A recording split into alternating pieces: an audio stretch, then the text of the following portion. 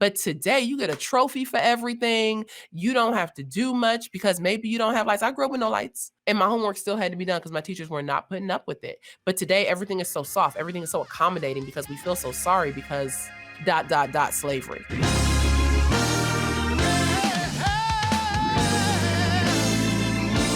Now, the soft bigotry of low expectations, it's a bigotry that is seen by saying, oh, look at the little black boy. Oh, he can't really do that. He got a low grade on his math test. I'm just gonna, give him the higher grade. I'm just gonna give him the benefit of the doubt because he probably can't do the math anyway because he only has, one parent and he has to walk to school. So it's this bigotry of just you don't expect much.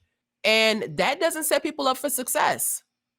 It does not. My teachers did not expect any less of me. And I grew up in South Central Los Angeles. My teachers were hard on us. They worked us hard. I remember being in 6th grade, my teacher would walk us like 2 to 3 miles each way for us to be able to go and sit in the USC library so we could see something different.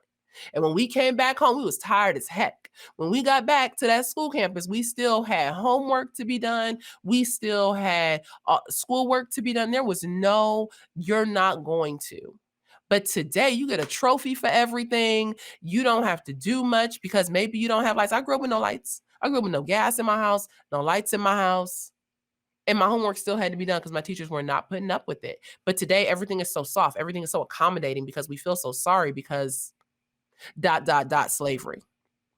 Y'all, we gonna have to man up, and we have to call people to a higher standard regardless of their ethnicity, because what we see when we look statistically at issues regarding education, regarding poverty, fathers in the home, those numbers are pretty consistent across the board regardless of skin color.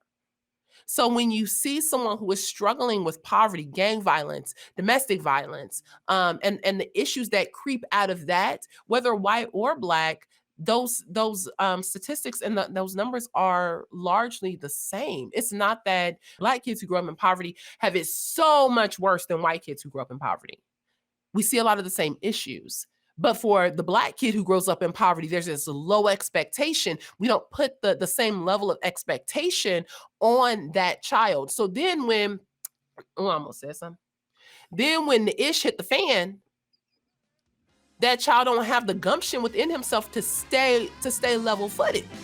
Where the white kid, it's been like, no, you don't get up and go to school. You might have to walk. Resilience. Yeah, that's the word I'm looking for.